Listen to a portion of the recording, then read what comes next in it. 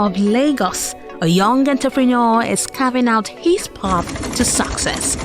Meet Anyanwu Donatus Ikechukwu, a visionary leader with a passion for fashion and a heart full of ambition. Hailing from Imo State, Donatus is currently pursuing a higher national diploma in business administration at Yaba College of Technology. But his dreams extend far beyond the classroom. He is the proud founder of Don Franco Stitches, a fashion brand that specializes in a wide range of male outfits, from traditional agbada to sleek corporate wear. A brand with honesty, loyalty, and elegance at its core. For Donatus, success is about more than just creating beautiful clothes. It's about building a legacy of integrity and innovation. In the short term, his goal is simple: to delight customers and establish a loyal following. But in the long term, he has even grander ambitions. Donatus envisions a future where Don Franco Stitches is not just a fashion brand, but a beacon of education and empowerment. Don Franco Stitches is more than just a fashion brand. It's a testament to the power of passion and perseverance. And with Anyanwu Donatus Ikechukwu at the helm, the sky is truly the limit.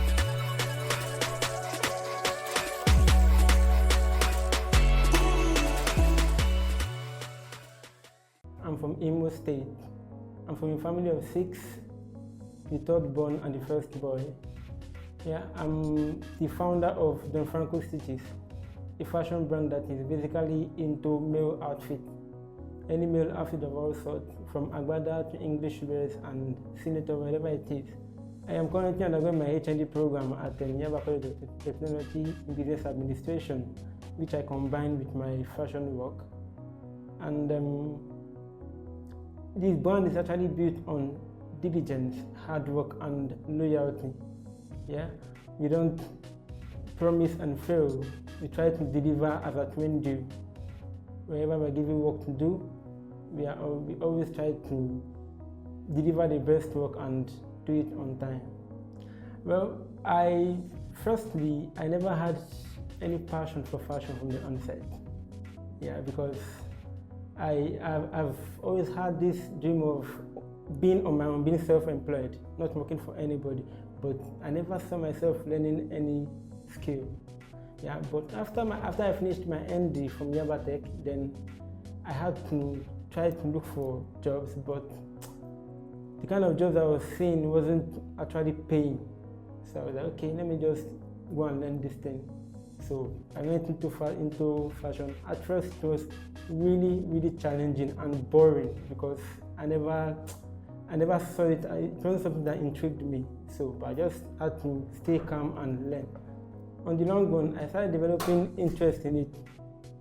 And then I started loving the fashion, and I had to put in more effort to make sure that okay, I catch up. Yeah, after some months, I was able to do 1 or 2 things, and then that inspired me that I can be better. So I kept on pushing and pushing. At some point, it was really challenging because I had to do other jobs. I still do other jobs so as to still make more money because I wasn't getting any money while learning work. But I had to keep up with it. So on the long run, after like 6 months, yeah, I started sewing. It continued that for a year because I actually signed up for 6 months when I started the work, but I lasted for a year, after which I did my freedom and went into the fashion world on my own. Well, it's not really easy, I must say, because most of the things I do now, I never learned it in while I was learning work. I never learned any of it. I just had to keep on improving myself, keep on learning certain things and relearning so as to improve my own skill, because where I actually learned work, my boss was still backwards in terms of how he does his work. do it good, but I still had to go to YouTube to learn how they do it recently and how to be better. Some of the successes I've had is recommendations for those that I have made work for, recommending me to other people. And the joy of every fashion designer is getting good feedbacks from people you made work for, which has been great, because from the onset, right from the first job I did, there was never a complaint. I got good feedbacks and I was referred to different people, and that's how I've been building my clientele. I had to go to YouTube to learn like the piping of the neck, because where I learned to work, my boss, the way he did his own wasn't really perfect, so I had to go over to YouTube to learn it. It was really, really challenging, I must say, because it took me weeks to perfect it, and the day I did it perfectly, I was really, really happy. And when I delivered the work to the client, he was impressed because he saw an improvement from the previous work I did. So he saw, and he actually referred me to a friend as well, who actually patronized me, and he gave me feedback. He said the cloth was sharp and good, and I was really happy because, yeah, I believe this encouragement keeps me going, and it gives me the spirit to keep on improving and growing in this fashion brand. And I actually had to enroll for an entrepreneurship program right in school, because lecturer gave us a platform. Yeah, there's an entrepreneurship program ongoing, so I had to enroll for the program. We did series of training. I had to do a pitch deck and presentation, everything. At the end of the day, I was given a weaving machine to support my brand, and well, I was really happy because I've been saving money to get my own weaving machine, but I was able to get it without any cash. Welcome back, guys. I have Anyanwu here. We'll be talking about the money part of your business. I understand that you work a lot, but what is the situation with money? Yeah, I do a lot of work, but the money has not really been coming in like that, due to the fact that I just started the business and not for a year that I've been a fashion designer, so I don't have that much of a client, you get. So for the works I have, and I still get some jobs from my friend who is a fashion designer, so he gives me jobs to do. And some of the work I do are just for myself. Okay. Yeah, so just as to market my own brand. Okay. I know where I wear the clothes, then can get, I like this, so make this for me, this and this. So it's really not been that much of a money coming in, but I feel I've really gone ahead based on where I stay and the kind of amount fashion designers or tailors charge in my area. They charge so poorly, and then you hear people saying, when you give them your own price, they say, this one will be for you. I tell them that is my own price. So let's talk about that. So pricing seems to be a problem. It's a problem. Okay. So is it because of where your office is or where you stay, or because of the market that you are addressing? Because we're in this Lagos together. Yeah, definitely. So if whether you're in Lekki or you're in Oshodi, if the work is good, it's good. So when it comes to the money, what is the specific problem you're having with pricing? Is it because of the place where you stay? No, actually because of the place I stay, because I have a friend actually even in Lagos that charges way lower than what I charge. I don't feel like I know my worth. You get, so when I give you my own pricing, we will negotiate about it, but you can't go below my minimum. Definitely, you can't go below it. I'll tell you that we have people that can do it for way cheaper price. But I know what I'm offering you.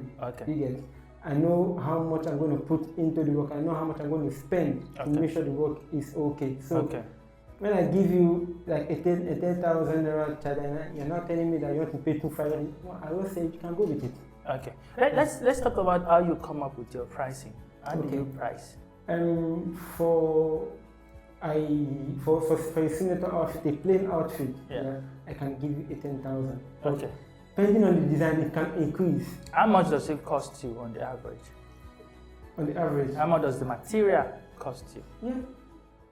If I'm going to get the material, I even went to get the material just a few days ago, and then per yard of the material 3,500.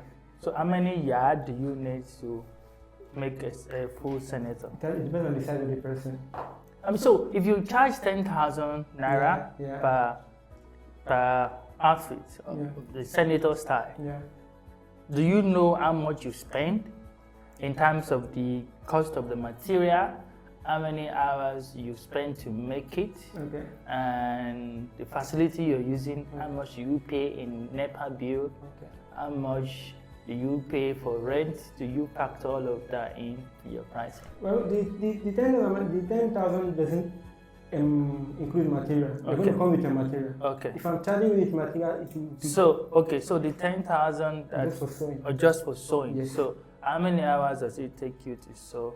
Well, outfit? if there is constant night, it can take me 2 days, 2 depending days. on the design. 2 days. How many hours do you spend on it per day?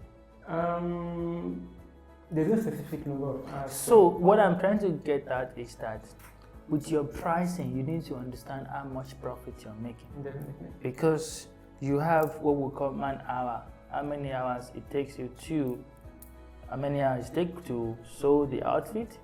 You have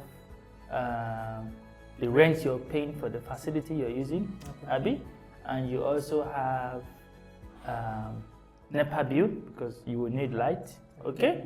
And even when you are sewing, you're also going to eat and all of that. So you need to be able to factor in how much it costs you totally for you to be able to determine your pricing. And from that, you need to understand, okay, based on 10,000 naira that I'm charging, my pricing, my profit is 30%. You understand? Yeah, sure. You need to be able to understand that before you, or else, like you said, you'll be doing plenty work. There won't be any money. Because by the time you're done with the work, you spend more than the amount you charge. You're going to still pay rent. When it comes to pay rent, do you have the money? You're supposed to take rent from the money. But if you have not factored rent money into your pricing, you won't be able to pay rent. There won't be savings to pay rent. You understand? Yeah, sure. So you need to be able to understand what your overheads are. That's what we call it. Overhead is those things, like I said, NEPA bill, rent, water, and all of those small other things. Yeah, sure. Even with cost of your equipment, because eventually your equipment too will pack up one day. Definitely. So maybe in about just 3 years or 5 years, if you use that equipment for, so you need to factor what we call wear and tear. You amortize the cost, so that you had it on the pricing. So before you come up with your pricing, these are all of the things you need to know. So say, okay, for every outfit I'm sewing, I'll be adding extra 500 naira as cost of rent. I'll be adding extra 300 naira as cost of light. You understand? Yeah, sure. I'll be adding extra 1,000 naira as what? Cost of water. So however you want to determine it. So once you have all of that, you know your cost, then you can now say, okay, so it will take me 10 hours. So, and I will charge my hourly rate, maybe my hourly rate is just 500 naira. So the 10 hours, that's about 5,000. So by the time you add every other thing, maybe it comes to about 7,500 with other costs. Say if you charge 10,000 naira, your profit there are just 2,500. Do you understand? Yeah, sure. So even sometimes you can even add the cost of, because when you're storing something for 10 hours, you go chop now. You go chop, definitely. Be 1K where you go use buy food. You understand? Very true, yeah. So that's how you need to look at pricing. Don't just talk about pricing. Don't just price. You just give price. You need to know your pricing properly. Okay. So what other money problem do you have apart from pricing? I don't think I do, because I believe whatever comes in, I just try to manage it in the best way possible. Okay. So no amount of money is actually enough for anybody because we keep working to make more and more and more. So it's really, it's kind of affecting because I still spend on school and the likes, fees, transportation and the likes, everything. So whatever comes in, I try to make sure that I have enough that can take care of my school and as well. So you're funding your school through the business? Yeah. Well, that's a bit complicated in terms of how to manage money, because when it comes to business, for you to really know whether your business is profitable or not, you need to understand how to separate business money from your personal money.